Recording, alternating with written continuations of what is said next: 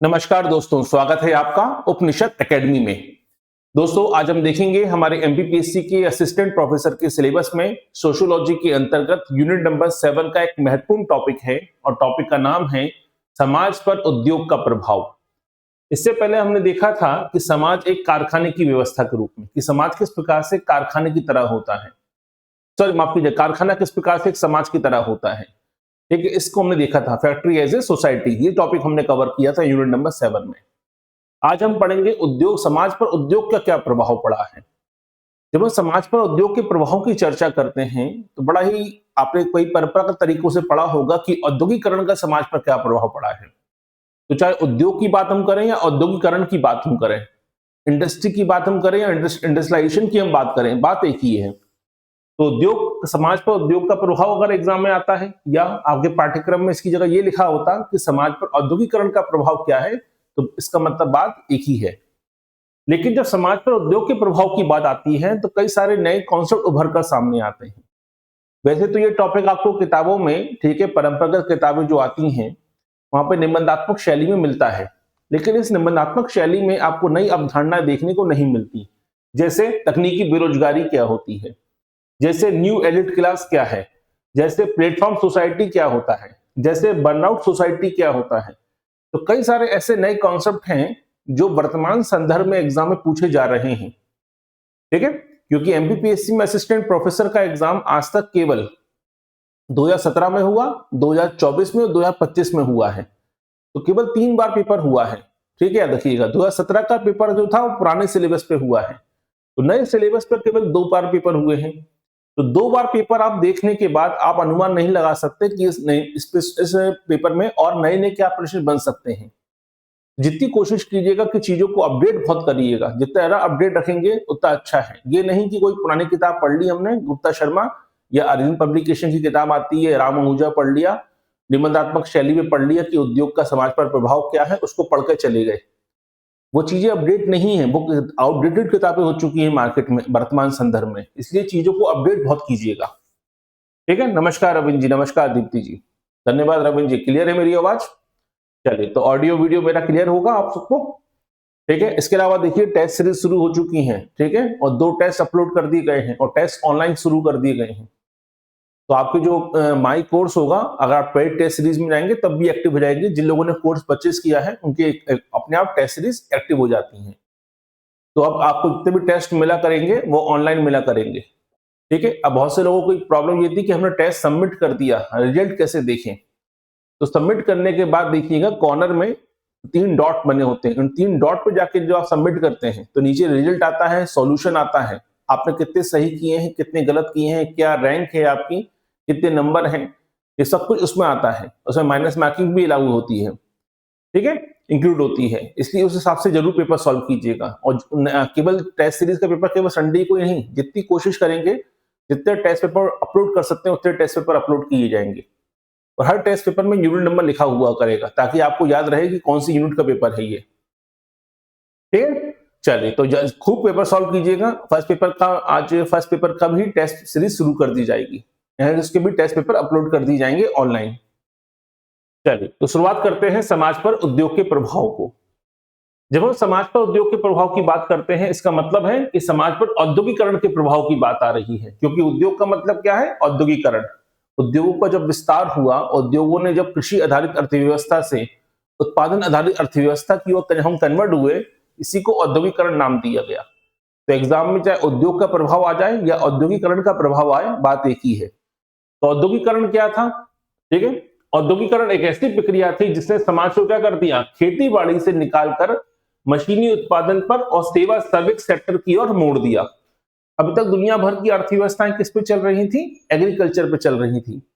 लेकिन औद्योगिकरण ने अर्थव्यवस्थाओं को, ठीक है, आपके खेती बाड़ी से निकालकर, आपके एग्रीकल्चर से निकालकर कहां की तरफ शिफ्ट कर दिया?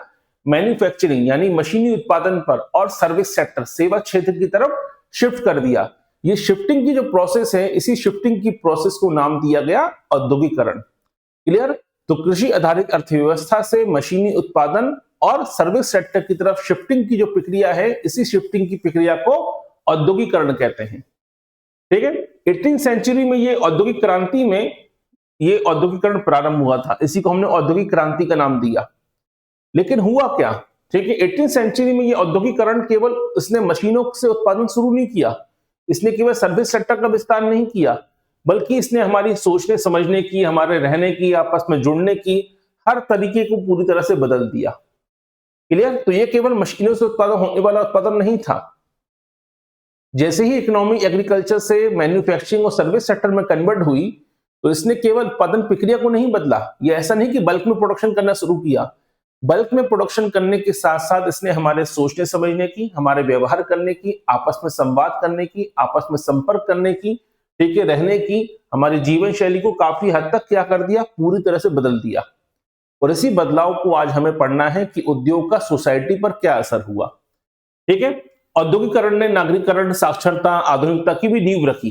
कई सारी अवधारणाएं ऐसी हैं जो औद्योगिकरण पर ही डिपेंडेंट थी, क्योंकि उद्योगों की स्थापना बड़े शहरों, औद्योगिक की स्थापना जहां पर हुई उसके आसपास नगरों का विस्तार हुआ, नए नए प्रकार के रोजगार पैदा हुए, तो नगरीकरण की नींव रखी। शहरीकरण की नींव भी किस पे रखी गई? उद्योगों पर रखी गई, औद्योगिकरण पर रखी गई। उद्योगों में क्योंकि मशीनों का इस्तेमाल हो रहा था, बड़े पैमाने पर सर्विस सेक्टर ग्रोथ कर रहा था, तो शिक्षा का स्तर बढ़ा, तो शिक्षा का भी, साक्षरता को बढ़ाने में भी औद्योगिकरण कारगर साबित हुआ। इसके अलावा औद्योगिकरण ने क्या किया? आधुनिकता को बढ़ावा दिया। जब मशीनों से उत्पादन होने लगा, बल्क में प्रोडक्शन होने लगा, तो फिर जीवन के दूसरे क्षेत्रों में भी लोगों ने ध्यान केंद्रित किया। मशीनों से बने कपड़े थे, नए नए डिजाइन उभर कर सामने आए, तो फैशन की इंडस्ट्री उभर कर सामने आई। क्लियर?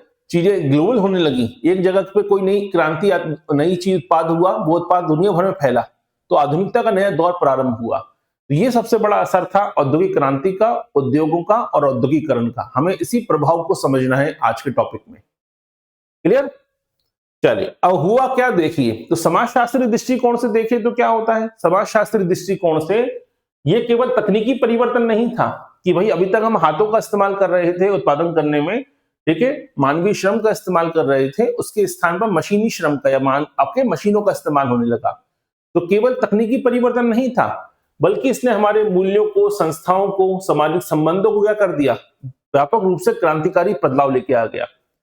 ठीक है, तो हमें समाज पर होने वाले प्रभावों को देखना है। हमें अर्थव्यवस्था पर क्या प्रभाव पड़ा, राजनीति पर क्या प्रभाव पड़ा, संस्कृति पर क्या प्रभाव पड़ा, वो हमें नहीं देखना है। हमें केवल सोसाइटी पर क्या प्रभाव पड़ा, क्योंकि यही हमारे टॉपिक का उद्देश्य है, यही हमारे पाठ्यक्रम में लिखा गया है कि समाज पर क्या प्रभाव पड़ा।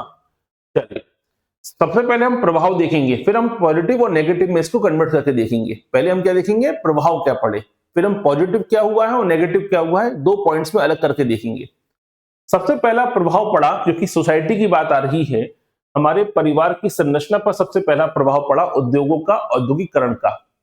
ठीक है, विलियम जे गुडे क्या कहते हैं? विलियम जे गुडे कहते हैं कि औद्योगिकरण ने क्या कर दिया, औद्योगिकरण ने विस्तारित परिवारों को, जो एक्सटेंडेड फैमिली होती थी, संयुक्त परिवार, बड़े परिवार होते थे, उन्हें न्यूक्लियर फैमिली में, छोटे परिवारों में बदल दिया। ये सबसे बड़ा बदलाव था। ये स्टेटमेंट किसका है कि औद्योगिकरण ने विस्तृत परिवारों को नाभिकीय परिवारों में तब्दील कर दिया। ये स्टेटमेंट है किसका? विलियम जे गुडे का। तो हमारे लिए विलियम जे गुडे का स्टेटमेंट महत्वपूर्ण हो जाता है एग्जाम के पॉइंट ऑफ व्यू से। ठीक है, और इसका उदाहरण भी देखने को मिलता है। 2011 की जनगणना से भी हमें डेटा स्पष्ट हो जाता है कि भारत में न्यूक्लियर फैमिली की संख्या हुई है, शहरी क्षेत्रों में न्यूक्लियर फैमिली जो है, परिवारों की संख्या 20% से अधिक तेजी से ग्रोथ कर रही है। यानी जैसे जैसे औद्योगिकरण हुआ है, विलियम ये गुडे की जो स्टेटमेंट है वो सही साबित हो रहा है कि औद्योगिकरण ने एक्सटेंड फैमिली को, बड़े परिवारों को छोटे परिवार में कन्वर्ट कर दिया है। और 2011 की जनगणना भी ये कहती है कि भारत में शहरी इलाकों में 20% की रफ्तार से, ठीक है, नाभिकीय परिवारों की संख्या बढ़ रही है, न्यूक्लियर फैमिली का कल्चर डेवलप हो रहा है। ठीक है, तो ये सबसे पहला असर हुआ है किसका? औद्योगिकरण का। ठीक है, अब ये असर कैसे हुआ इसको समझना भी जरूरी है। ये असर इसलिए हुआ क्योंकि उद्योग कहां लगते हैं? हर जगह उद्योग स्थापित नहीं होते हैं। उद्योग हमेशा शहरों के इलाकों में लगते हैं, नगरीय क्षेत्रों में स्थापित होते हैं। तो उद्योग के कारण क्या हुआ? लोगों को रोजगार के अवसर तो पैदा हुए, लेकिन रोजगार के लिए कहां जाना पड़ेगा? गांव से शहरों की तरफ जाना पड़ेगा, यानी पलायन करना पड़ेगा। जब आपने पलायन किया तो स्वाभाविक सी बात है, अपने परिवार को छोड़कर वहां पर शिफ्ट हो जाएंगे। अब भाई कोई उत्तर प्रदेश से है, मध्य प्रदेश से है, बिहार से है, वो चले गए गुजरात, वो चले गए महाराष्ट्र, तमिलनाडु, कर्नाटक काम करने के लिए। ठीक है, तो यहां पर रह रहे थे तो पूरा खेती बाड़ी में पूरा ज्वाइंट फैमिली था। लेकिन वहां जाके क्या करने लगे, टैक्सी चलाने लगे या दिहाड़ी मजदूरी करने लगे या कोई प्राइवेट जॉब करने लगे वहां जाकर, शहरों दूसरे राज्य में जाकर। फिर अपनी वाइफ को भी ले गए, बच्चों को भी ले गए, वहीं शिफ्ट हो गए। लेकिन बॉम्बे में इतना बड़ा घर नहीं मिल सकता जितना बड़ा गांव में था। उतने में तो करोड़ों में घर आएगा, लेकिन इतनी तो इनकम है नहीं कि घर के पूरे लोगों को बॉम्बे बुला सकें या गुजरात में बुला सकें। तो क्या हुआ, छोटा परिवार रहने लगा, धीरे धीरे वहीं शिफ्ट हो गए, वहीं उनके बच्चे पढ़ने लगे। इसका मतलब क्या हुआ, इसका मतलब संयुक्त परिवार क्यों विघटित हुए, क्योंकि औद्योगिकरण ने रोजगार तो पैदा किए, लेकिन उस रोजगार के लिए आपको गांव से शहरों की तरफ जाना पड़ा, पलायन करना पड़ा। और इस पलायन के चलते क्या हुआ, ज्वाइंट फैमिलियां टूटी और शहरों में न्यूक्लियर फैमिलियां कन्वर्ट होने लगी। तो ये बड़ा बदलाव आया सामाजिक संरचना पर, आपके परिवार नामक ढांचे पर। ये उद्योग का समाज पर सबसे पहला प्रभाव पड़ा था। ठीक है, नमस्कार गीता जी, नमस्कार तेज जी। दूसरा असर क्या हुआ, दूसरा असर हमारे समाज में स्तरीकरण पर पड़ा, क्योंकि ये भी समाज का हिस्सा है। हमारा समाज कैसा है, हमने सोशल स्ट्रेटिफिकेशन डिटेल में पढ़ा है। सामाजिक स्तरीकरण आपने यूनिट नंबर 2 में बहुत डिटेल पढ़ा होगा। तो भारत में सामाजिक स्तरीकरण का आधार क्या रहा है, जाति व्यवस्था। लेकिन औद्योगिकरण ने हमारे सामाजिक स्तरीकरण के पूरे ढांचे को ही बदल दिया। ठीक है, तो उद्योगों ने क्या किया, समाज में आर्थिक समृद्धि को बढ़ावा दिया। ठीक है, अभी हम देखेंगे जाति पर क्या असर पड़ा और समाज में किस प्रकार से स्तरीकरण का स्वरूप भी बदल गया। अभी तक समाज में जाति के आधार पर स्तरीकरण था कि ऊंची जातियों को अलग स्थान या वर्ण व्यवस्था के आधार पर स्तरीकरण था। समाज जातियों के आधार पर बटा हुआ था, उच्च जातियां हैं, निम्न जातियां हैं, पिछड़ा वर्ग है, इस प्रकार से बटा हुआ था।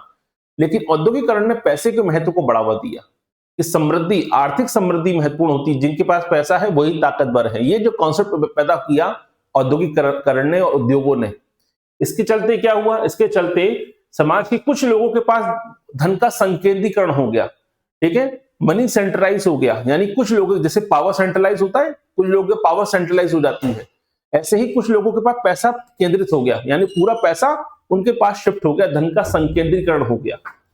इससे यह हुआ कि बहुत कम लोगों के पास बहुत ज्यादा पैसा है और बहुत ज्यादा लोगों के पास बहुत सीमित पैसा है, यानी एक प्रकार से समाज में आर्थिक असमानता पैदा कर दी, यानी सापेक्षिक वंचना बढ़ गई। सापेक्षिक वंचना मतलब कुछ लोगों के पास अपनी बेसिक नीड पूरी करने के लिए भी पैसा नहीं है, और कुछ लोगों के पास इतना पैसा है कि वो एक साल भर तक शादी करते हैं बच्चे की, 10,000 करोड़ रुपए खर्च करते हैं शादी पर। ठीक है, तो ये बहुत बड़ी सामाजिक वंचना पैदा हो गई, किसके चलते, औद्योगिकरण के चलते। जहां परंपरागत समाजों में जाति ही आज तक सामाजिक स्तरीकरण का आधार थी, अब समाज में ऊंच नीच की भावना किस पे आधारित हो गई, पैसे के आधार पर हो गई। समाज अमीरी और गरीबी के हिसाब से बंटने लगा। ये बड़ा अंतर था समाज पर औद्योगिकरण का। ऑक्सफैम की रिपोर्ट भी ये कहती है कि दुनिया की 1% आबादी के पास संपत्ति का 40 से 50% है, यानी वर्ल्ड की 1% पॉपुलेशन दुनिया की संपत्ति का 45 से 50% अपने पास रखती है। ये बताता है कि अभी तक समाज कहीं ना कहीं जो बटा हुआ था जाति के आधार पर, नस्ल के आधार पर, रंग के आधार पर, ठीक है, अब वो समाज अमीर और गरीबी के आधार पर बंटने लगा। तो स्तरीकरण का स्वरूप बदल गया, इसने असमानता को पैदा कर दिया। तीसरा जो सबसे बड़ा असर हुआ औद्योगिकरण का, वो बड़ा ऑटोमेशन पर, रोबोटिक्स पर। ठीक है, तो वर्तमान में आप देखिए एआई का है, रोबोटिक्स का प्रभाव बढ़ता जा रहा है। वर्ल्ड इकोनॉमिक फोरम की रिपोर्ट भी ये कहती है कि फ्यूचर ऑफ जॉब की रिपोर्ट आई कि 2027 तक 23% जो मौजूदा नौकरियां हैं, और 2027 दूर की बात नहीं है, अगले साल की बात है, 23% नौकरियां दुनिया भर में या तो वो खत्म हो जाएंगी या तो उन्हें अपडेट करना पड़ेगा। यानी बहुत बड़े पैमाने पर आने वाले 2026-2027 का समय जो है बड़े पैमाने पर अराजकता वाला समय है। अभी तो शुरुआत हुई है। कल ही आपने एक आर्टिकल देखा होगा, एक कंपनी आई है एंट्रोपिक, पुरानी कंपनी है अमेरिका में। उस एंट्रोपिक ने एक मॉडल तैयार किया, एआई मॉडल। सुना है सबने न्यूज में? जितने लोगों ने सुना है मैसेज बताइए, मैसेज कीजिएगा। तो अमेरिका की एंट्रोपिक कंपनी ने अपना एक ऑफिस मॉडल डेवलप किया, एआई ऑफिस मॉडल, जो हजारों कर्मचारियों को काम अकेला कर सकता है। उसके आते ही, ठीक है, वो खुद ही सॉफ्टवेयर बना सकता है, खुद ही आपके नियम तय कर सकता है, वो खुद ही चीजों को रेगुलेट कर सकता है। यानी जिस काम के लिए आपको 50 लोग आवश्यकता थी, वो केवल एक सॉफ्टवेयर करेगा। दूसरा, जो कंपनियां सॉफ्टवेयर बनाती थी दूसरे लोगों के लिए, वो काम वो अकेले कंपनी कर देगी। इस यही कारण है कि भारत में देखिए आईटी सेक्टर नीचे गिर गया हमारा। 7 लाख करोड़ रुपया केवल 4 दिन में भारत में खत्म हो गया आईटी कंपनियों का।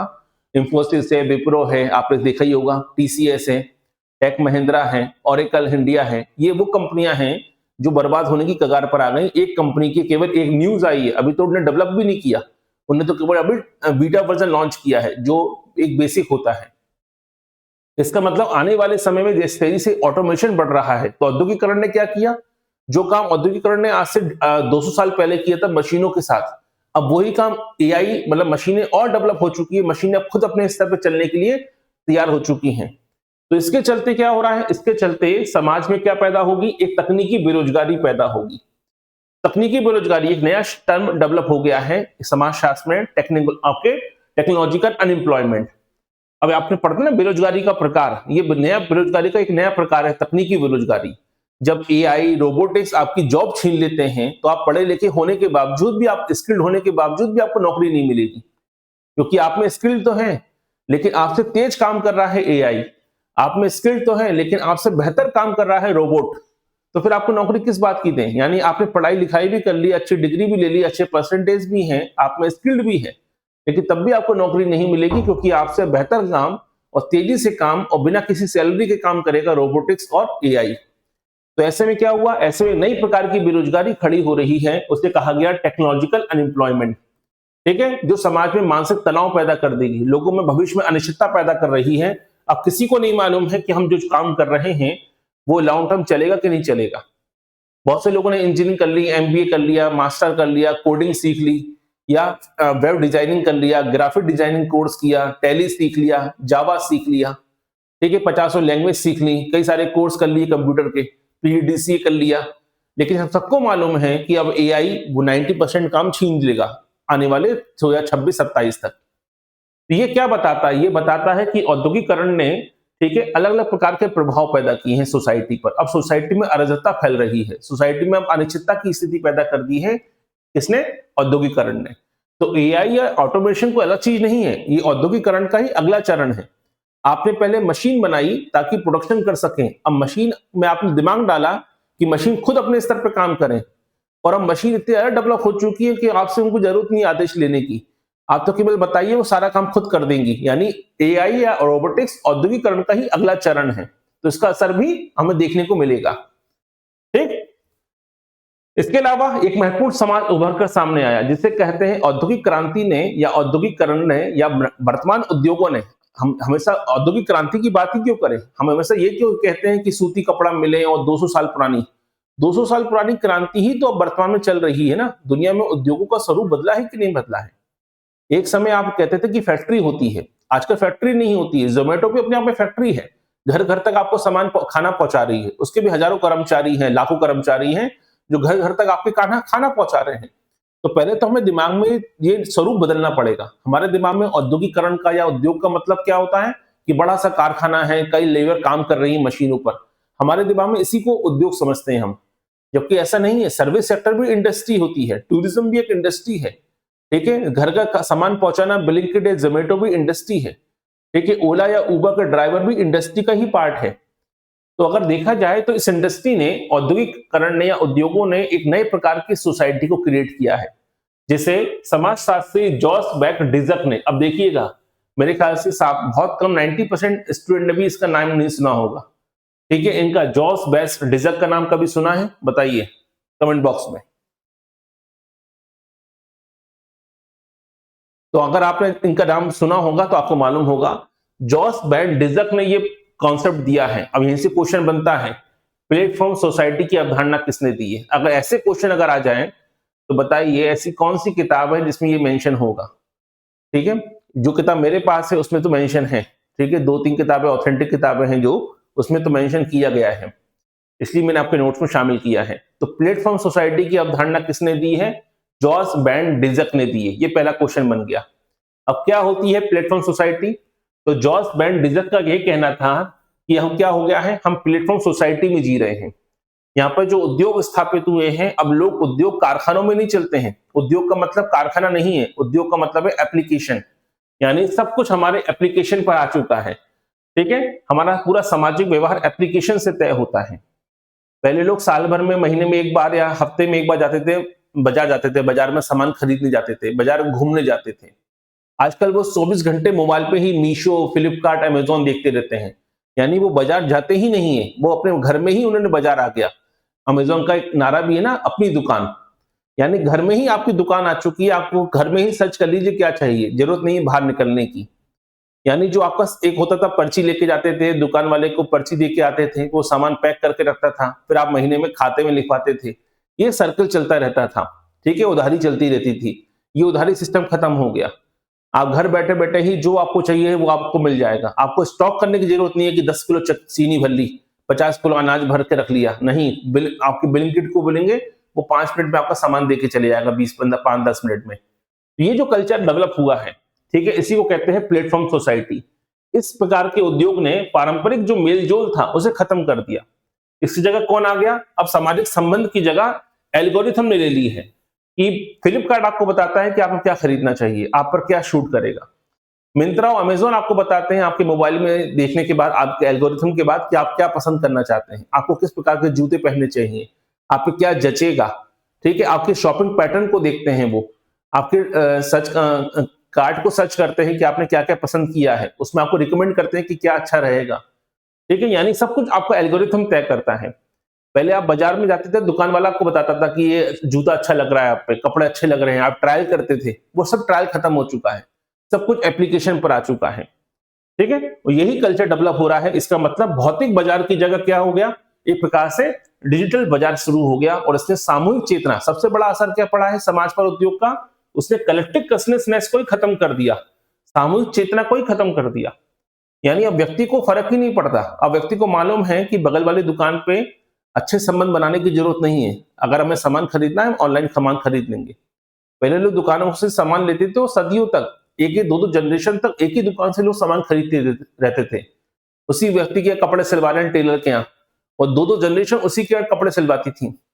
लेकिन अब ऐसा नहीं है, अब तो मोबाइल से हम कपड़े खरीद लेंगे, सीधी सी बात है, हमें जाना है हम 5 मिनट में शर्ट ऑर्डर कर देंगे, आधा घंटे में हमें अमेजोन या फास्ट डिलीवरी कर देगा, मिंत्रा से हमें कपड़े आ जाएंगे फैशन के। यानी लोगों का सामाजिक संबंध खत्म हो गया, सोशल रिलेशन खत्म हो गया, एक सामूहिक चेतना खत्म हो गई कि बाजार में क्या हो रहा है, नया चीज क्या आई, सब कुछ उनके एप्लीकेशन पर आ चुका है। इसी को कहते हैं प्लेटफॉर्म सोसाइटी। और ये प्लेटफॉर्म सोसाइटी का कॉन्सेप्ट किसने दिया है? जॉर्ज बैन डिजक ने दिया है। क्लियर यहां तक? तो ये उद्योगों का सबसे बड़ा अगला असर पड़ रहा है। हमारे दिमाग में क्या चलता है? उद्योग का मतलब हमारे दिमाग में चलता है 17-18वीं सदी में जो औद्योगिक क्रांति हुई थी, जो सूती कपड़ा उद्योग और आयरन इंडस्ट्री इन सब में शुरुआत हुई थी, आज भी हम उसी दृष्टिकोण से ही चीजों को देख रहे हैं। इसलिए मैं हमेशा मना करता हूं, ये गुप्ता शर्मा टाइप की जो किताबें होती हैं, ये गुप्ता शर्मा, आर्यन पब्लिकेशन, किताबें अच्छी हैं, लेकिन अगर आपको बीए का आंसर लिखना है, लेकिन अगर आपको ऑब्जेक्टिव पेपर सॉल्व करने हैं, तो ये किताबें किसी काम की नहीं है, क्योंकि ये अभी भी निबंधात्मक शैली में लिखती आ रही हैं। ये उठाती हैं चीजों को, और अभी भी चल रहा है इनका कि औद्योगिक क्रांति क्या हुई, इसने रोजगार के अवसर खत्म कर दिए, पलायन को बढ़ावा दिया, ठीक है, ये भी वही चल रहे हैं, जबकि ये नए नए कॉन्सेप्ट जो आ रहे हैं उसको शामिल नहीं कर रहे हैं ये किताबें, ठीक है। इसलिए जोसेफ बैन डिजक का प्लेटफॉर्म सोसाइटी की अवधारणा को समझना जरूरी है। ठीक है, कोई दिक्कत नहीं रवि जी, नहीं सुना तो अब तो सुन लिया सबने, ठीक, अपडेट करते जाइएगा चीजों को। अब देखिए एक और नया कॉन्सेप्ट उभर कर सामने आया, वो क्या है? Burnout society. ये बर्नआउट सोसाइटी क्या होती है? तो जर्मन कोरियाई दार्शनिक हैं जिनका नाम क्या है? व्युंग चुल हान।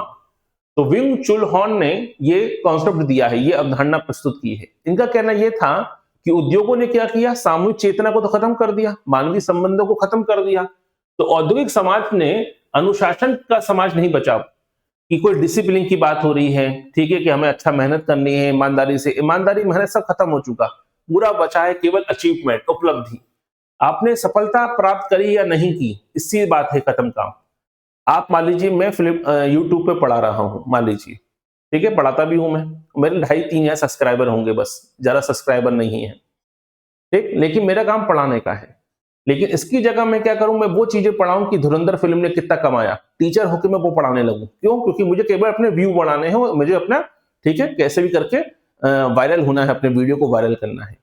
यानी पूरा खेल किस पे हो गया? उपलब्धि पर, अचीवमेंट करना है। अगर हम यूट्यूब पे पढ़ा रहे हैं तो हमारे 10-15 लाख सब्सक्राइबर होने चाहिए, ठीक है, हम अब बड़ी गाड़ी खरीद लें, यूट्यूब पर दिखाएं और अनावश्यक चीजों को वायरल करें, अनावश्यक टॉपिक पर चर्चा करें। ये चीज हो गई है। अब व्यक्ति अनुशासन से काम नहीं कर रहा है कि अगर आपका काम पढ़ाने का है तो केवल आप पढ़ाओ, ठीक है। अब पढ़ाने वाला काम नहीं चल रहा है, अब कुछ भी चल रहा है, जिसे आपने देखा भी होगा, ठीक है, आजकल जो पहले टीचर पढ़ाते थे अब वो खत्म हो चुके हैं। अब उसकी जगह वो ऐसे वीडियो बना रहे हैं जो किसी काम का नहीं है। जैसे अभी एक टीचर हैं, ठीक है, वो हिस्ट्री पढ़ाते थे, लेकिन अब हिस्ट्री नहीं पढ़ा रहे हैं, वो धुरंधर फिल्म में जो आपके रहमान डकैत थे, उन्हें रहमान डकैत में 1.5 घंटे पढ़ाया कि रहमान डकैत कौन था। अब बताइए, दुनिया का भारत में ऐसा कौन सा एग्जाम है जो रहमान डकैत पर एमसीक्यू क्वेश्चन पूछेगा, या यूपीएससी में ऐसा कौन सा टॉपिक है जो रहमान डकैत पर लिखने को आएगा। लेकिन उनके व्यू कितने आए, 10 लाख व्यू आ चुके हैं, 1 मिलियन व्यू आ गए उनके वीडियो पर। तो उनको समझ में आ गया कि पढ़ाने से काम नहीं चलेगा, ऐसे वीडियो बनाने से काम चलेगा। यानी सोसाइटी किस पे आ गई, उपलब्धि पर, अचीवमेंट पर, वो कैसे भी आए, ठीक है, कैसे भी करके अचीवमेंट हासिल करना है। ये जो सोसाइटी क्रिएट हुआ औद्योगिक समाज के चलते हुआ, ठीक है। इससे यह हुआ कि प्रतिस्पर्धा बढ़ गई। हर व्यक्ति, आप बहुत से लोग देखिए, अभी घटना घटी थी मध्य प्रदेश के ग्वालियर में, ठीक है, उस लड़की ने, ठीक है, 7 से 8 लाख रुपए का बैंक से लोन लिया और लोन लेके अपना सेटअप जमाया, ठीक है, अपना यूट्यूब का पूरा कैमरा खरीदा और घर में स्टूडियो बनाया, पढ़ाने के लिए नहीं, ठीक है, केवल अपने व्यू के लिए, कोई भी टॉपिक पे कुछ बोलने के लिए, फैशन को लेकर, कॉस्मेटिक को लेकर। 7 से 8 लाख रुपए का, ठीक है, सेटअप जमा कर कॉस्मेटिक पर और फैशन पर उन्होंने बोलना शुरू किया। शुरुआत में साल भर में 5 या 10,000 सब्सक्राइबर हुए, लेकिन दिमाग में क्या था कि हमें 4 मिलियन 5 मिलियन सब्सक्राइबर करने हैं साल भर में। वो नहीं हो पाए तो उन्होंने सुसाइड कर लिया। क्यों कर लिया? क्योंकि अचीवमेंट हासिल नहीं कर पाए। ये चीज है, क्योंकि सर डिप्रेशन में आ गए, एंजाइटी में आ गए, क्योंकि बर्नआउट की कंडीशन में आ गए। यानी अगर हम कुछ करेंगे तो टॉप आना चाहिए हमें, हम किताब लिखे तो टॉप बेस्ट सेलर होना चाहिए, हम यूट्यूब पर कोई वीडियो बनाए तो हर वीडियो वायरल होना चाहिए। ये जो प्रेशर में काम करने लगे लोग, यही कहलाता है द बर्नआउट सोसाइटी, ठीक है। अब लोग इसी प्रेशर में जी रहे हैं, टारगेट पूरा करना है, ये गाड़ी खरीदनी है, ये वाला घर खरीदना है, ये मोबाइल तो होना ही चाहिए। यानी वो आपके अनुशासन में नहीं, वो सफल उपलब्धियों में जी रहे हैं। इसे अचीवमेंट सोसाइटी कहते हैं, या अचीवमेंट सोसाइटी के रूप में जी रहे हैं। तो अचीवमेंट सोसाइटी की बात हो, द बर्नआउट सोसाइटी की बात हो, ये विचार किसने दिया? ये ब्यूंग चुल हॉन का विचार है, ठीक है।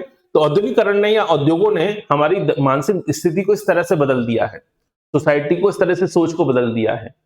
अब बताइए, ये सब चीजें कौन सी किताबों में पढ़ने को मिलेंगी? हर जगह वही पढ़ने को मिलेगा, रोजगार के अवसर बढ़ गए हैं, बेरोजगारी बढ़ी है, मशीनीकरण ने उत्पादन बढ़ाया है, लेकिन अनस्किल्ड लोगों को बाहर कर दिया है। अब यही पढ़ते रहेंगे साल भर तक क्या? ये तो हर कोई व्यक्ति एक दिन भी किताब पढ़े औद्योगिकरण पे तो भी उसको पढ़ने को मिल जाएगा। तो कंपटीशन क्या बचा? मान लीजिए आपने नेट सेट क्लियर किया, पीएचडी किया, 32 साल बाद आप ये पढ़ रहे हैं। दूसरा व्यक्ति जो अभी एमए करके पास करके बाहर आया है, उसने गुप्ता शर्मा में यही चीज पढ़ ली, तो आप में और उसमें अंतर क्या बचा?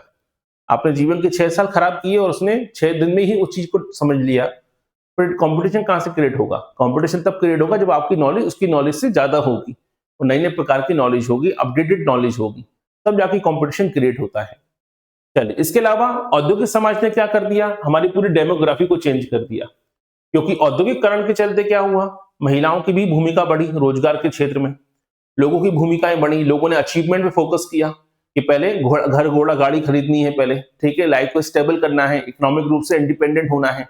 ये जो सोच पैदा हुई किसने?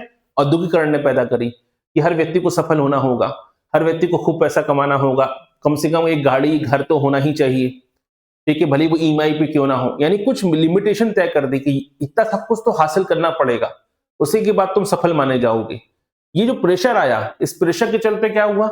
लोगों ने, ठीक है, लोगों में जो है फर्टिलिटी रेट गिरने लगी, लोगों में लेट मैरिज शुरू हो गई। जापान में, कोरिया में, भारत में शहरी इलाकों में देखिए, ठीक है, लोग कैरियर पे फोकस करने लगे, देरी से शादियां होने लगी, ठीक है। याद रखिए, आपके फर्टिलिटी रेट गिरने लगा, इससे पूरी की पूरी डेमोग्राफिक सिस्टम चेंज हो गया। आज आप देखिए, जो डेवलप कंट्री है जिन्हें खूब तरक्की करी थी, उनके यहाँ सबसे बड़ी समस्या है कि उनके बच्चे नहीं है। उनके यहाँ सबसे बड़ी समस्या है उनके पॉपुलेशन बहुत तेजी से कम हो रही है, क्योंकि उनका पूरी 1 से 2 जनरेशन कायम चली गई केवल अचीवमेंट हासिल करने में, घर घोड़ा गाड़ी खड़ी करने में।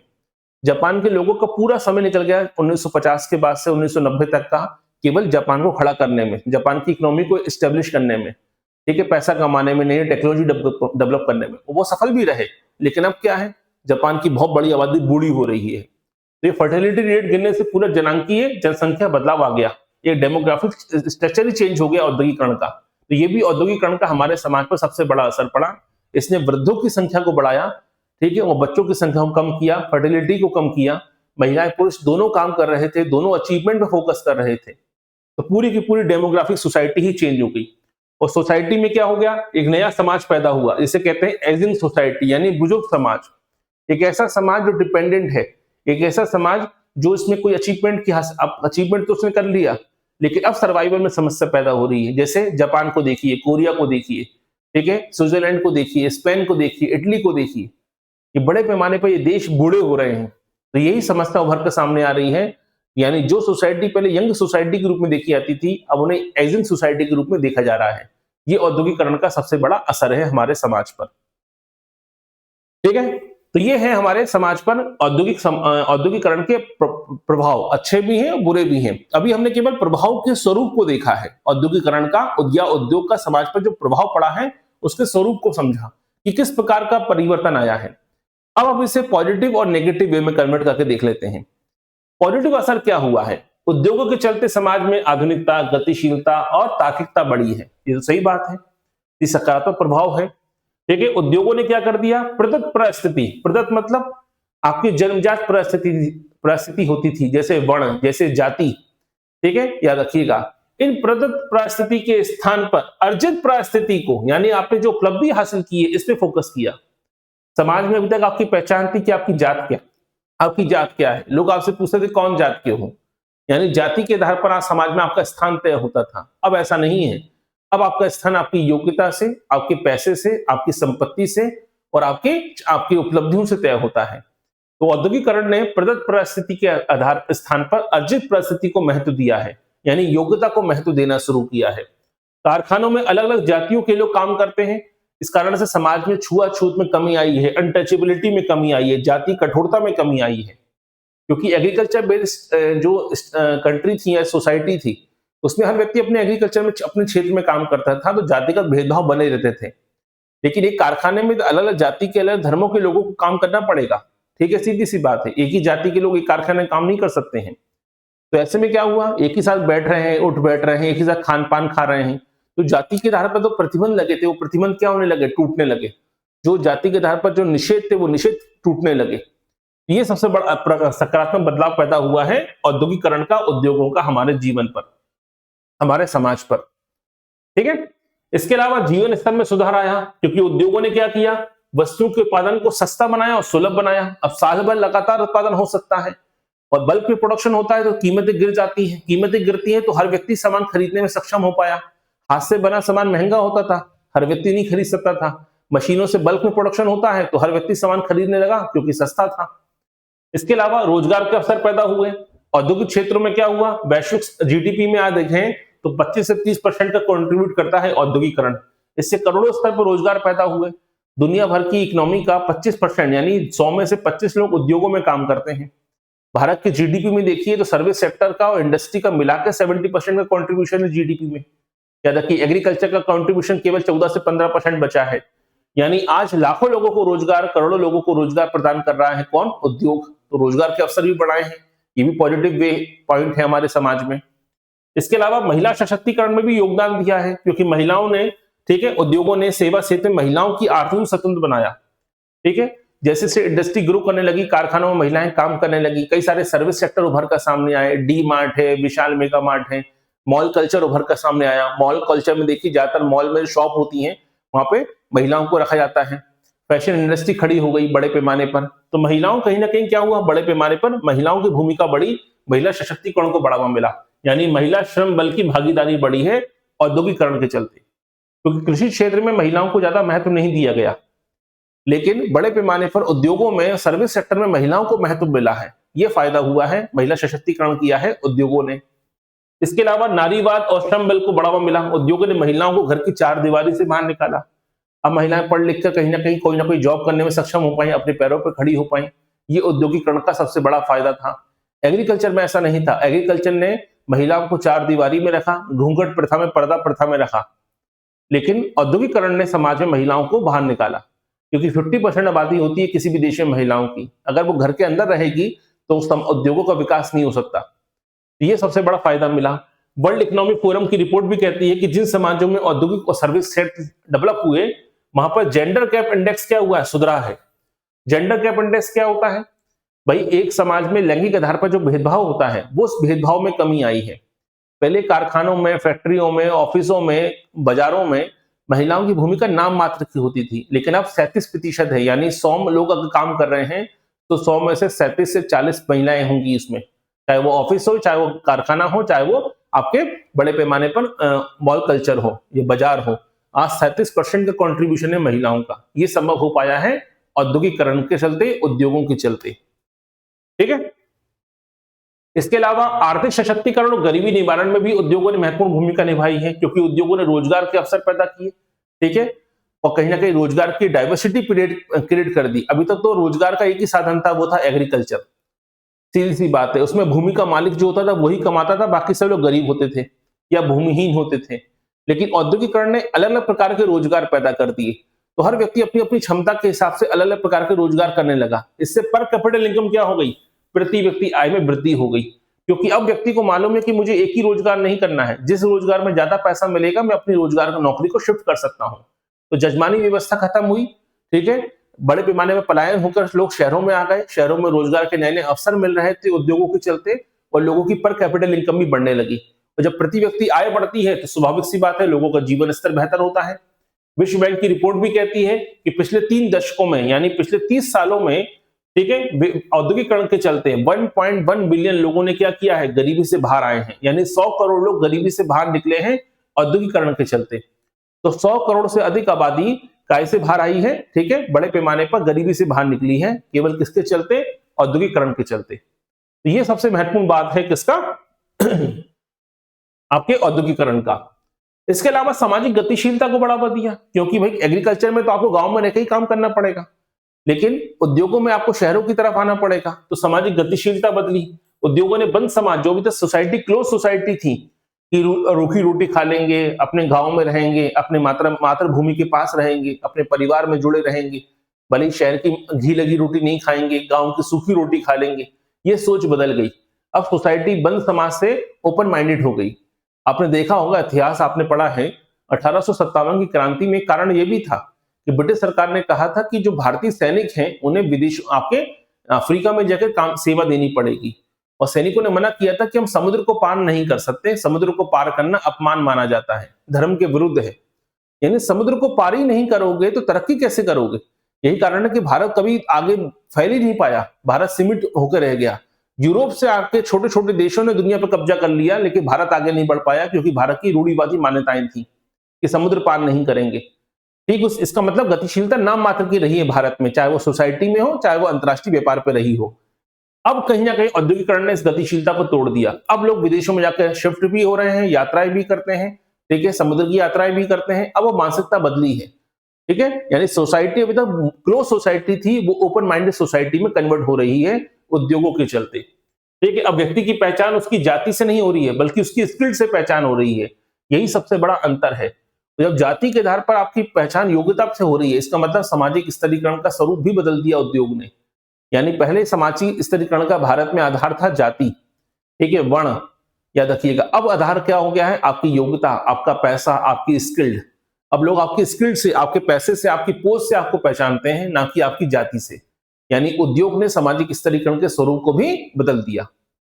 इसके अलावा दुर्खिम क्या कहते हैं, दुर्खिम पॉजिटिव वे में लेते हैं औद्योगिकरण, औद्योगिक क्रांति को और उद्योगों को।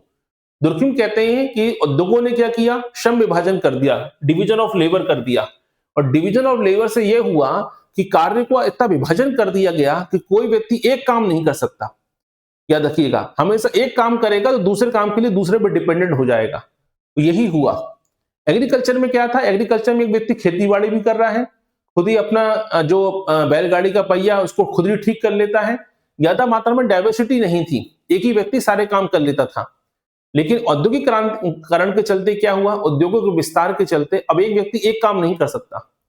आप अपने घर में रहते हैं, अगर आपके यहाँ घर में प्लम्बर की कोई समस्या है तो प्लम्बर को बुलाएंगे, ठीक है। अगर आपके घर में इलेक्ट्रिशियन की कोई समस्या है, इलेक्ट्रिशियन को बुलाना पड़ेगा। यानी डिवीजन ऑफ लेबर हो गया, यानी सोसाइटी एक दूसरे पर डिपेंडेंट हो गई है। कहीं जाना है तो ओला उबर को बुक करना पड़ेगा, सामान मंगाना है तो ब्लिंकिट से सामान मंगाना पड़ेगा।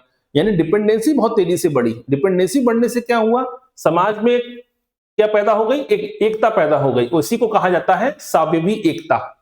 स्वावयवी एकता कब डेवलप होती है, जब समाज में श्रम विभाजन बढ़ता है। और श्रम विभाजन बढ़ने से हर व्यक्ति सारा काम नहीं कर सकता। उसे कुछ कामों के लिए दूसरों पर डिपेंडेंट होना पड़ता है और समाज में इसी के चलते एकता बनी रहती है। जैसे अब देखा जाए तो जजमानी व्यवस्था भी क्या थी, गांव की ग्रामीण समाज में जजमानी व्यवस्था में सारे कार्य बटे हुए थे जातियों के आधार पर। ठीक है, लोहार का काम लोहार का था, एग्रीकल्चर वाला एग्रीकल्चर कर रहा है, बड़े का काम बड़ा ही करता था। ठीक है, नाई का काम नाई करता था।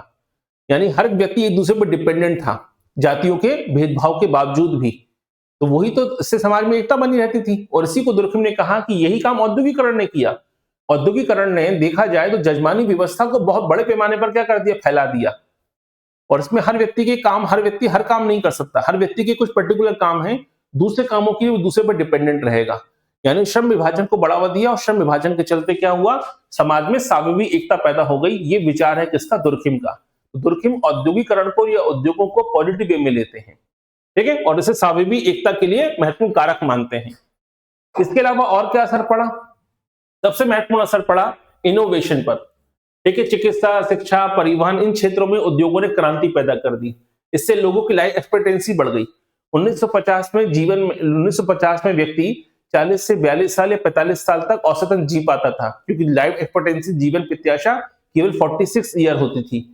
लेकिन बढ़कर अब कितनी हो चुकी है, 73 हो चुकी है। यानी एक औसत मनुष्य, ठीक है, एक स्वस्थ व्यक्ति लगभग 73 से 75 साल तक आराम से जी सकता है। ये संभव हो पाया है औद्योगिकरण के चलते, क्योंकि औद्योगिकरण ने आपको बेहतर सेवाएं दी है, बेहतर लाइफस्टाइल दी है, भरपेट भोजन दिया है। ठीक है, आपके रहन सहन के तरीके को बदला है, इनोवेटिव सोच दी है, नए नए गैजेट प्रदान किए हैं, नई नई मशीनें आपको दी हैं घर के बनाने के लिए। ठीक है, आपके जीवन को बेहतर बनाने के लिए। तो इसने आपकी लाइफ एक्सपेक्टेंसी को बढ़ावा दिया है। ठीक, तो ये पॉजिटिव पॉइंट है किसके, आपके औद्योगिकरण के या उद्योगों के समाज पर क्या सकारात्मक असर हुए हैं। अब नकारात्मक असर क्या हुए हैं ये भी जान लीजिए। सबसे पहला नकारात्मक असर क्या हुआ, सबसे बड़ी कीमत चुकाई है, प्रगति ने बहुत तेजी से हम बढ़े, लेकिन सबसे बड़ी समस्या पैदा हो गई आर्थिक असमानता को लेकर। क्योंकि उद्योगों ने क्या किया, धन को एक परिवार तक या कुछ लोगों तक सीमित कर दिया। यानी जो उत्पादन कर रहे थे वो तो मालिक हो गए, जो कारखानों के मालिक थे, लेकिन जो श्रमिक हैं, आम लोग हैं, मिडिल क्लास लोग हैं, उन तक पैसा पहुंचा ही नहीं। पैसा पूरा शिफ्ट हो गया कुछ लोगों के हाथ में। समाज में असमानता पैदा हो गई, संसाधनों का वितरण असमान हो गया। दूसरा, वर्ल्ड इक्विटी रिपोर्ट भी कहती है कि दुनिया के सबसे अमीर 10% आबादी के पास दुनिया की 52% संपत्ति का हिस्सा है। तो ये बताता है, ठीक है, कि बहुत बड़ी आबादी, कम सीमित आबादी के पास बहुत ज्यादा पैसा आ गया। ये इसका सबसे बड़ा नेगेटिव पॉइंट है। समाज में असमानता चरम पर पहुंच चुकी है, याद रखिए। इसके अलावा नगरीकरण का दबाव पैदा कर दिया। उद्योग को शहरों की तरफ लोगों को खींचते हैं, क्योंकि उद्योग कहां पर स्थापित हुए, शहरों में स्थापित हुए। तो लोगों को पलायन करने के लिए मजबूर किया, लोगों को आकर्षित किया नौकरियों के लिए, रोजगार के लिए। और वर्ल्ड अर्बनाइजेशन प्रोस्पेक्टिव रिपोर्ट भी कहती है कि 2050 तक भारत की 50% आबादी कहां पर रहेगी, शहरों में रहेगी। तो ऐसे में समस्या यह है कि आप उद्योग लोगों को नगरों की तरफ खींच रहे हैं, आकर्षित कर रहे हैं, लेकिन क्या जो शहर है, नगर है, क्या वो डेवलप हो पाए हैं, क्या वो सस्टेनेबल है? सीधी सी बात यह है। आप इंदौर का उदाहरण देखिए, क्या हुआ। इंदौर जो पूरे भारत का पिछले 8 वर्षों में सबसे स्वच्छ शहर माना जाता है, जो पहली रैंक माना जाता है, सबसे साफ सुथरा शहर माना जाता है, वहीं पर ही गंदा पानी पीने से 20 लोगों की डेथ हो गई। तो क्या अभी अगर अभी इंदौर की आबादी 24 से 25 लाख है। अगर इंदौर की आबादी ऐसे ही 2050 तक 1 करोड़ हो गई, तो क्या इंदौर के पास सस्टेन करने की क्षमता है? पीने के पानी से लेके अच्छी सड़कों से लेके सब कुछ है। ये महत्वपूर्ण हो गया है। तो औद्योगिकरण क्या कर रहा है, शहरों की तरफ लोगों को आकर्षित तो किया, लेकिन औद्योगिकरण के चलते यह हुआ कि शहरों में रहने की व्यवस्था उस प्रॉपर तरीके से नहीं हो पाई। इससे झुग्गी बस्तियां डेवलप हुई, इससे शहरों में अपराधों की मात्रा बढ़ी है। ये हमारे जीवन पर सबसे बड़ा असर पड़ा है। क्लियर? इसके अलावा पारिवारिक और सामुदायिक विखंडन भी हुआ, क्योंकि शहरों की तरफ जब लोग आए तो ग्रामीण समुदाय बिखर गया। लोगों की जो पहचान होती थी, वो पहचान का संकट पैदा हो गया। अब कोई आदिवासी है, भील आदिवासी है, कोरकू आदिवासी है, गोंड आदिवासी है, ठीक है, वो शहरों में आ गया, तो उसकी कहीं ना कहीं जो उसकी सामुदायिक पहचान थी, भील होने की पहचान थी, वो खत्म हो गई। अब वो शहर में एक दिहाड़ी मजदूर के रूप में देखा जा रहा है, या एक प्राइवेट जॉब करने वाले के रूप में देखा जा रहा है, उसे एक गिग वर्कर्स के रूप में देखा जा रहा है। लेकिन उसकी जो पहचान थी कि हमारा कल्चर, हमारा गोंड संस्कृति, हमारी भील संस्कृति, उस संस्कृति से उसकी पहचान खत्म हो गई। यानी एक आइडेंटिटी क्राइसिस, एक पहचान का संकट पैदा कर दिया औद्योगिकरण ने। इसके अलावा सबसे महत्वपूर्ण विचार रखा है रॉबर्ट पुटनाम ने। तो समाजशास्त्री रॉबर्ट पुटनाम ने किताब लिखी, किताब का नाम क्या है?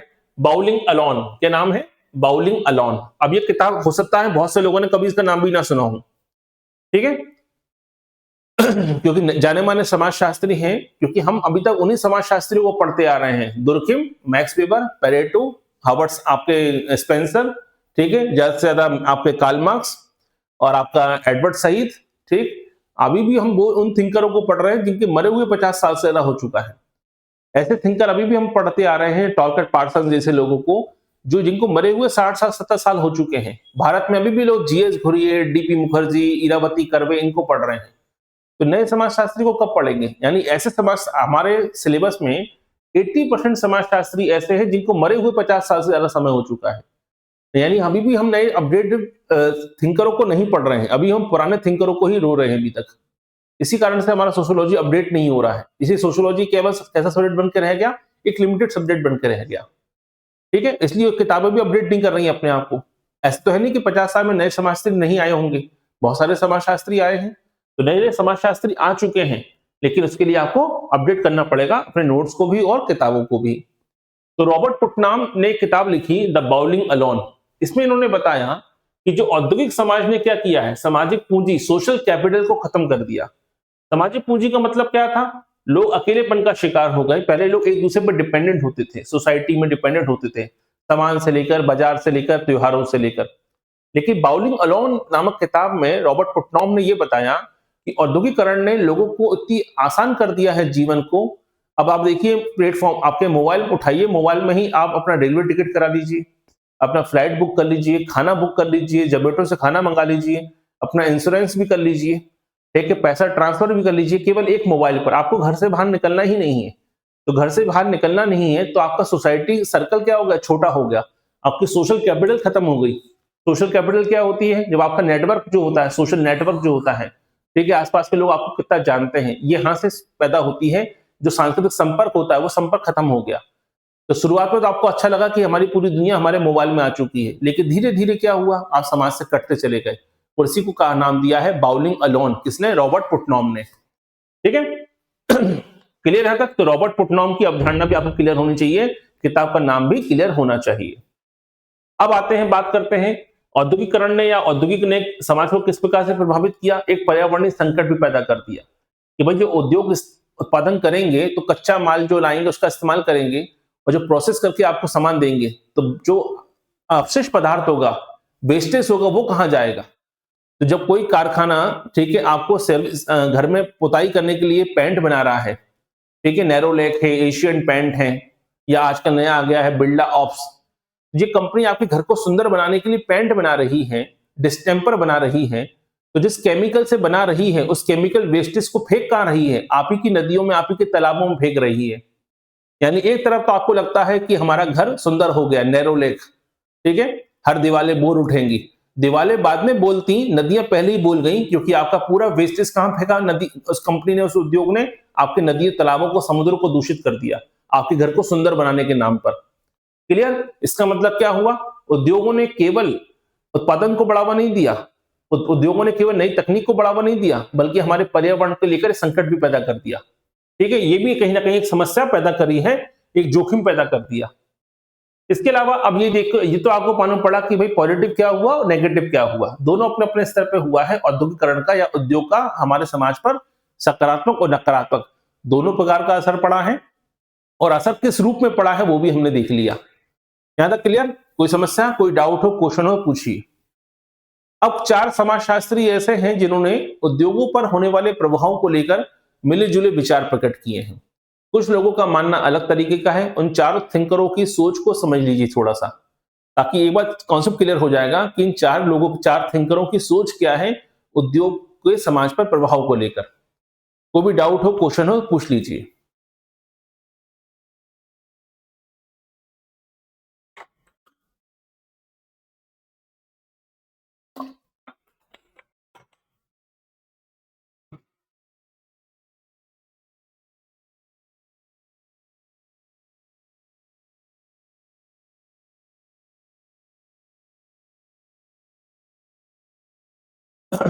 हाँ पूछिए, गीता जी, तेज जी, शिल्पा जी, रविंद्र जी, पूछिए। यहां तक समझ में आया टॉपिक? तो नए नए थिंकर मालूम पड़े, नए नए विचार मालूम पड़े, नई किताबें मालूम पड़ी होंगी इस टॉपिक से रिलेटेड। और कोई भी डाउट हो, क्वेश्चन हो तो पूछ लीजिए। ठीक है, चलिए अब देखिए प्रमुख विचारकों के विचार क्या हैं, कार्ल मार्क्स का विचार क्या है। तो कार्ल मार्क्स ने उद्योगों का समाज पर जो प्रभाव पड़ा है उसे दो दृष्टिकोण से देखा है। पहला है संघर्ष के रूप में और दूसरा है अलगाव के रूप में। तो इनका कहना यह था कि उद्योगों ने क्या कर दिया, समाज में वर्ग संघर्ष पैदा कर दिया। क्यों? उद्योगों के चलते समाज में दो प्रकार के वर्ग पैदा हो गए, एक वो जो उद्योग के मालिक हैं, एक वो जो उद्योगों में काम करते हैं। जो उद्योग के मालिक हैं वो पूंजीपति हैं, जो काम करते हैं वो श्रमिक हैं। क्लियर? तो समाज में वर्ग संघर्ष पैदा हो गया।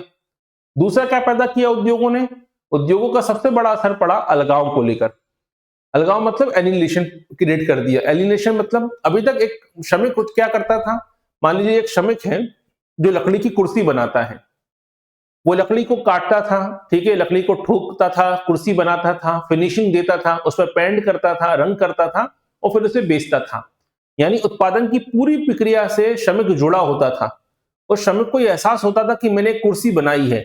यानी कच्चे माल से लेकर तैयार माल तक पूरी हर प्रक्रिया में श्रमिक का योगदान होता था। तो श्रमिक अपने उत्पादन से इसका एक लगाव होता था कि मैंने एक कुर्सी बनाई है, मेरी बनाई कुर्सी पे कोई बैठेगा, मेरे बनाए जूते को कोई पैरों में डालेगा।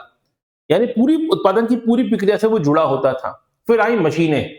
मशीनों ने क्या कर दिया, मशीनों में हजारों कर्मचारी काम कर रहे हैं, तो कोई कर्मचारी ऐसे हैं जो केवल लकड़ी काटते हैं, बना उसको ठोकते नहीं है।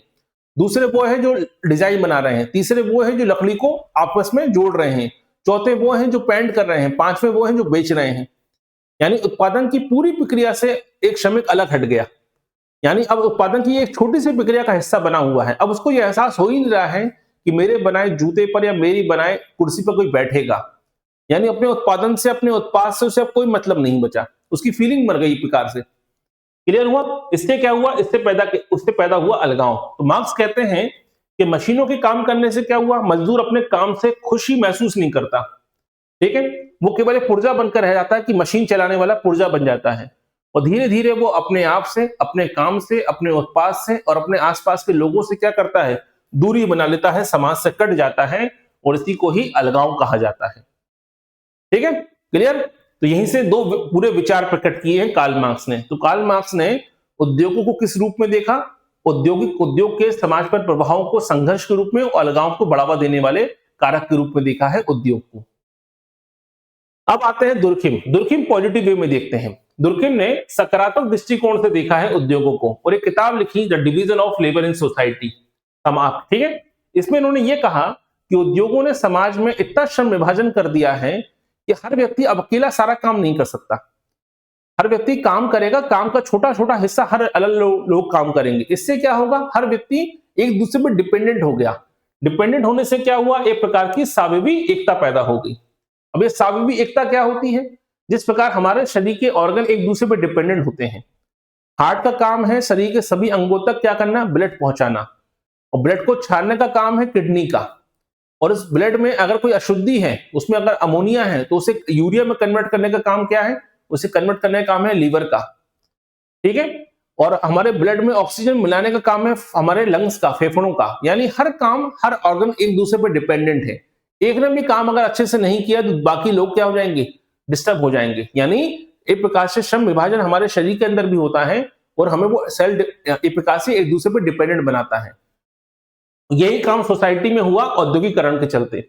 जैसे कोई व्यक्ति डॉक्टर है, इंजीनियर है, किसान है, मजदूर है, सब एक दूसरे पर क्या है, एक दूसरे पर डिपेंडेंट है। इसे समाज में क्या पैदा हुआ, इसे समाज में जुड़ाव बना रहता है, समाज में एकता बनी रहती है और इसी एकता को उन्होंने स्वाभाविक एकता कहा है। इसीलिए उद्योग को पॉजिटिव वे में देखते हैं। ठीक, अब आते हैं मैक्स वेबर। वेबर ने क्या कहा? वेबर कहते हैं कि उद्योगों ने मनोवैज्ञानिक और प्रशासनिक रूप से हमें प्रभावित किया है। वो कैसे? पहले समाज में महत्वपूर्ण होते थे मानवीय संबंध, चेतना महत्वपूर्ण होती थी। समाज मानवीय संबंधों से चलता था, भावनाओं से चलता था। मैक्स वेबर कहते हैं कि उद्योगों ने क्या किया, उद्योगों ने भावनाओं को खत्म कर दिया और समाज को तार्किक बना दिया और नौकरशाही पे आधारित कर दिया।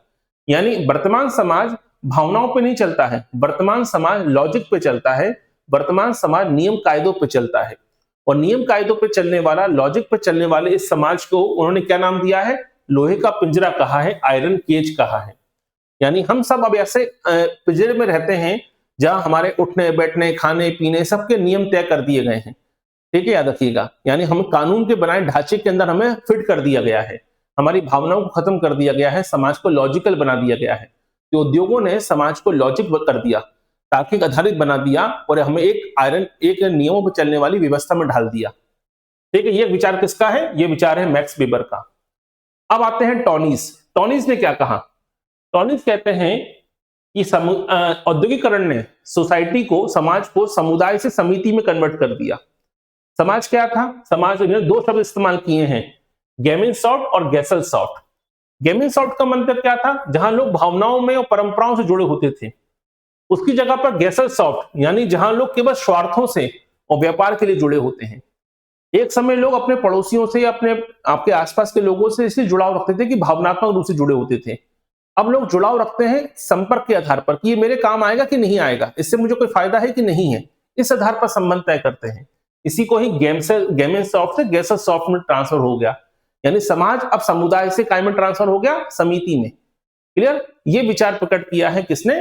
टॉनीस ने। तो ये विचार हैं ये चारों थिंकरों के, जिन्होंने स्पष्ट किया कि औद्योगिकरण का या उद्योगों का हमारे समाज पर क्या असर पड़ा है।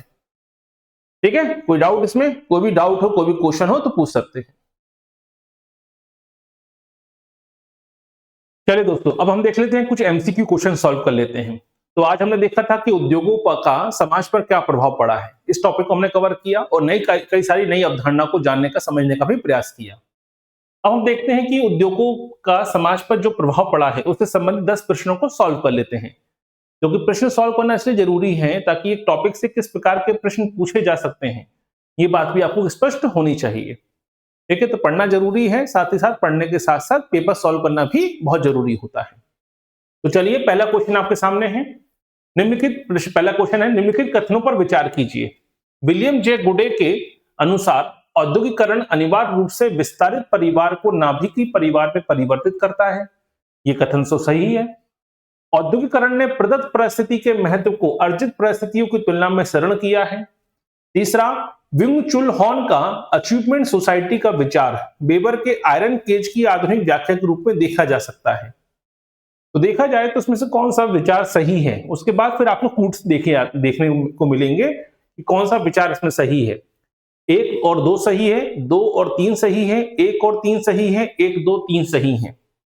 ठीक है, तो यहां से चीजें स्पष्ट होनी चाहिए, माफ कीजिएगा। तो कौन सा विचार सही है? तो पहला विचार तो सही है कि भाई विलियम जे गुडे का कि औद्योगिक समाज के चलते या औद्योगिकरण के चलते जो ज्वाइंट फैमिली थी, विस्तृत परिवार था, एक्सटेंड फैमिली थी, वो न्यूक्लियर फैमिली के रूप में कन्वर्ट हो रही है। दूसरा, औद्योगिकरण ने प्रदत्त को नहीं, अर्जित परिस्थिति को शरण किया है, प्रदत्त परिस्थिति को शरण नहीं किया है, इसलिए ये स्टेटमेंट गलत है। और तीसरा, विंग चुल हॉर्न का अचीवमेंट सोसाइटी का विचार वेबर के आयरन केज का ही एक प्रकार से आधुनिक व्याख्या के रूप में देखा जाता है। सही बात है। तो जो विचार आयरन केज के रूप में मैक्स वेबर ने दिया था कि समाज तार्किक हो चुका है, समाज में केवल नियम कायदे का महत्व है और समाज में उपलब्धियों का महत्व है, इसी उपलब्धि की बात को अचीवमेंट सोसाइटी के रूप में डेवलप किया किसने? आपके दार्शनिक हैं, जर्मन कोरियन दार्शनिक हैं विल चुल हॉन्ग ने। यानी ये सही विचार है, यानी पहला और 3 सही हैं। याद रखिए, सेकंड सही नहीं हो सकता, यानी ऑप्शन नंबर सी इसका सही आंसर है। अगला क्वेश्चन देखिए, औद्योगिक समाजशास्त्रियों के विचारों को उनकी रचनाओं पर सुमेलित कीजिए। तो रॉबर्ट पुटनैम की किताब का नाम क्या है? ए का नाम क्या था? The bowling alone. ठीक है। दूसरी है एमाइल दुर्खिम की किताब का नाम क्या है? वो है the division of labour in society. टॉनिस की किताब का नाम क्या है? ठीक है, गेमेंसॉफ्ट और गेसेलसॉफ्ट का विचार दिया किसने? टॉनिस ने। और जॉर्ज वैन डिजर की किताब का नाम क्या था? याद रखिए, द प्लेटफॉर्म सोसाइटी, यानी 3, यानी 2, 1, 4, 3 इसका सही आंसर होगा। 2, 1, 4, 3 ऑप्शन नंबर ए इसका सही आंसर है। ठीक है, आधुनिक औद्योगिक समाज में सामूहिक चेतना का ह्रास हुआ है और एल्गोरिथम आधारित सामाजिक संबंधों में वृद्धि हुई है। ठीक है, ये कथन है। कारण जॉस बेन डिजक के अनुसार डिजिटल प्लेटफॉर्म अब केवल तकनीकी नहीं बल्कि सामाजिक व्यवहार को नियंत्रित करने वाली नई संस्थाएं बन गए हैं। तो ये तो सही बात है, यानी ए भी सही है, आर भी सही है और आर ए की व्याख्या भी करता है, यानी ऑप्शन नंबर ए इसका सही आंसर है। कार्ल मार्क्स के अलगाव के सिद्धांत के संदर्भ में औद्योगिक श्रमिक किससे अलग महसूस करता है? देखिए, उत्पादन की प्रक्रिया से, उत्पादित वस्तु से, अपने साथी कामगारों समाज से और स्वयं के मानवीय सार से। तो किस प्रकार के अलगाव को महसूस करता है कार्ल मार्क्स के अलगाव के सिद्धांत के अनुसार? तो कार्ल मार्क्स ने अपने अलगाव के सिद्धांत में ये बताया था कि जैसे जैसे श्रमिक मशीनों पर डिपेंडेंट हो गया और सारा काम मशीनें करने लगी तो मशीन का पुर्जा बनकर रह गया है, यानी वो पूरी उत्पादन की प्रक्रिया से अलग हो चुका है। वो अपने द्वारा बनाए गए उत्पाद से उसकी कोई फीलिंग नहीं बची है, अपने संगी साथियों से उसकी कोई चेतना नहीं बची है और एक वो अपने आप में मानवीय सार से भी अपने आप को अलग कर चुका है, समाज से कट चुका है। तो कार्ल मार्क्स ने अलगाव के सिद्धांत में 4 प्रकार के अलगावों को स्पष्ट किया है, यानी ऑप्शन नंबर डी इसमें सही आंसर है कि चारों। ठीक, मैक्स वेबर के तार्किकता के लोहे पिंजरे के संदर्भ में कौन सा तर्क आधुनिक उद्योगों पर सटीक बैठता है?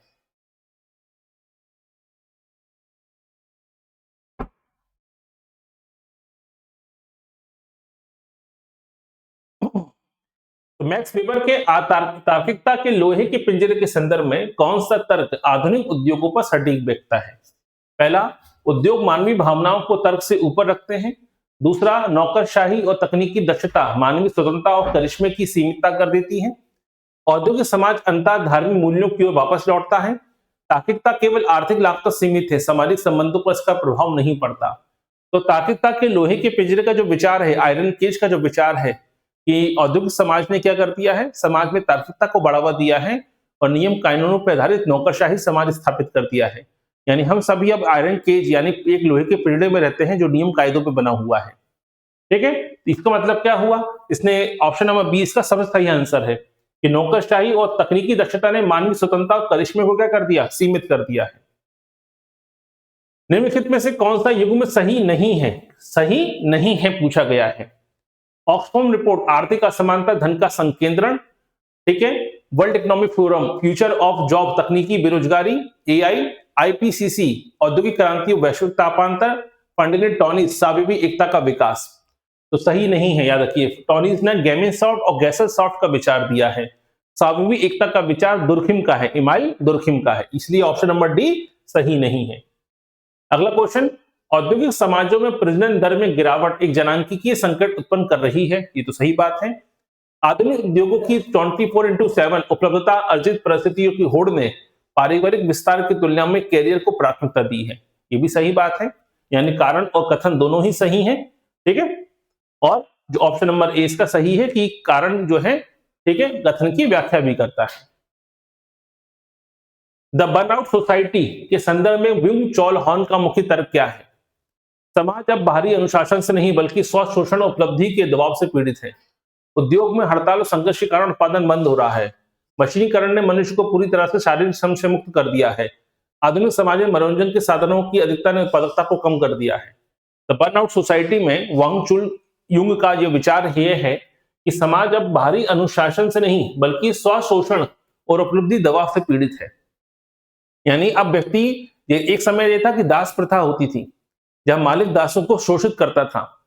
फिर एक समय जमींदारी प्रथा होती थी जहां जमींदार भूमिहीन कृषकों का शोषण करता था। ठीक है, फिर पूंजीवादी व्यवस्था आई जहां पे मालिक, ठीक है, श्रमिकों का शोषण करने लगा, पूंजीपति। लेकिन अब नया प्रकार का समाज आ गया है जिसे बर्नआउट सोसाइटी कहा जाता है, जिसमें व्यक्ति अपने आप का शोषण करता है। ठीक है, वो अपने आप को ईएमआई में बांध लेता है, अपने आप की ज्यादा उपलब्धि हासिल करने चक्कर में पूरा जीवन बर्बाद कर लेता है। तो इसे कहा गया बर्नआउट सोसाइटी। यानी अब कोई दूसरा व्यक्ति आपका शोषण नहीं कर रहा है, आप खुद अपना शोषण कर रहे हो, खुद 16-16 घंटे काम कर रहे हो, खुद ही आपको बड़ी गाड़ी खरीदनी है, खुद ही आपको आईफोन भी चाहिए, खुद ही आपको बड़ा घर भी चाहिए, उसके लिए आप आपके घिसते जा रहे हो अपने आप को। यानी आपको कोई दूसरा व्यक्ति आपका शोषण नहीं कर रहा है, आपकी उपलब्धियां, आपकी अचीवमेंट की जो दबाव है आपके ऊपर, यही आपका शोषण कर रहा है। ठीक है, यही विचार प्रकट किया द बर्नआउट सोसाइटी के विचार में। दुर्खिम के अनुसार औद्योगिक समाज में साविवी एकता का मुख्य आधार क्या है? मूल्यों की समानता और धार्मिक एकरूपता, जटिल श्रम विभाजन, सदस्यों के बीच पारंपरिक निर्भरता, दमनकारी कानूनों की प्रधानता, जनजातीय पारिवारिक संबंधों का सुदृढ़ीकरण। तो औद्योगिक समाज में स्वाभाविक एकता का मुख्य आधार क्या है? ठीक है, सबसे महत्वपूर्ण आधार है वो है जटिल श्रम विभाजन और सदस्यों के बीच पारस्परिक निर्भरता। तो दुर्कहेम ने यही कहा कि औद्योगिक समाज ने क्या किया, ठीक है, श्रम विभाजन को बढ़ावा दिया। श्रम विभाजन के चलते क्या हुआ, समाज में कार्यों का विभाजन हो गया। ठीक है, हर व्यक्ति सारा काम नहीं कर सकता, कुछ कुछ काम करेगा, लेकिन दूसरे कामों के लिए वो डिपेंडेंट होगा दूसरे लोगों पर। इससे समाज में पारस्परिक एकता पैदा होती है, इसी को ही स्वाभाविक एकता नाम दिया है। ठीक है, ऑप्शन अगला क्वेश्चन देखिए, आधुनिक प्लेटफॉर्म सोसाइटी ने सामूहिक चेतना को बढ़ाकर पारंपरिक समुदायों को पुनर्जीवित किया है। औद्योगिक विकास ने बंद समाज की संरचना को तोड़कर सामाजिक गतिशीलता का मार्ग प्रशस्त किया है। अब कौन सा कथन सही है? तो आधुनिक प्लेटफॉर्म सोसाइटी ने सामूहिक चेतना को बढ़ाकर पारंपरिक समुदायों को पुनर्जीवित किया है, ये गलत है। प्लेटफॉर्म सोसाइटी ने सामूहिक चेतना का पतन किया है, बढ़ावा नहीं दिया है, यानी स्टेटमेंट ए गलत है। कथन क्या है? औद्योगिक विकास ने बंद समाज की संरचना को तोड़कर सामाजिक गतिशीलता का मार्ग प्रशस्त किया है, यह सही बात है। सोशल मोबिलिटी को बढ़ाया है, क्लोज सोसाइटी से ओपन सोसाइटी को बढ़ावा दिया है। यानी कौन सा सही है? ए गलत है, कथन 2 सही है। ठीक है, तो ये था आज का हमारा टॉपिक, जिसमें हमने जाना और समझने का प्रयास किया कि उद्योग का समाज पर क्या असर हुआ है। तो उद्योग का समाज पर जो प्रभाव पड़ा है, यूनिट नंबर 7 का टॉपिक है एमपीपीएससी के असिस्टेंट प्रोफेसर का, उसे हमने कवर किया और साथ ही साथ उस टॉपिक से रिलेटेड 10 क्वेश्चन को भी हमने सॉल्व किया। क्योंकि ये टॉपिक ज्यादातर जो हम क्या करते हैं, बेसिक पढ़ के चले जाते हैं परंपरागत किताबों से, तो थोड़ा नई चीजों को पढ़ के जरूर जाइएगा। द बर्नआउट सोसाइटी क्या होता है, इसको पढ़ के जाइए। ठीक है, बड़े पैमाने पर चीजें आजकल नए नए प्रकार के क्वेश्चन पूछे जा रहे हैं, नई नई किताबें पूछी जा रही हैं। इस प्रकार प्लेटफॉर्म सोसाइटी क्या होती है, बर्नआउट सोसाइटी क्या होती है, ठीक है, तकनीकी बेरोजगारी टेक्नोलॉजिकल अनएम्प्लॉयमेंट क्या है, ठीक है, इस पर लेकर आईपीसीसी की रिपोर्ट क्या आती है, या वर्ल्ड इकोनॉमिक फोरम की न्यू जॉब रिपोर्ट क्या है, महिलाओं का किस प्रकार से श्रम कार्यबल में वृद्धि हुई है। हर दृष्टिकोण से चीजों को देखकर, पॉजिटिव और नेगेटिव दोनों दृष्टिकोण से देखकर चीजों को समझना है इस टॉपिक के अंतर्गत।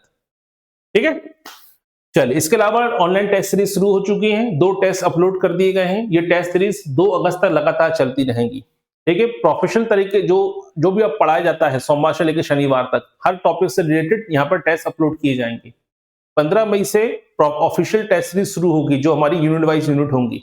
लेकिन उससे पहले भी हम कई सारे जो क्लासेस में पढ़ाते हैं उससे रिलेटेड क्वेश्चन अपलोड कर रहे हैं, जैसे यूनिट नंबर 6 का, यूनिट नंबर 7 का, यूनिट नंबर 1 का, यूनिट नंबर 2, ये हमारी कवर हो चुकी हैं। तो इनके टेस्ट हमने अपलोड कर दिए हैं।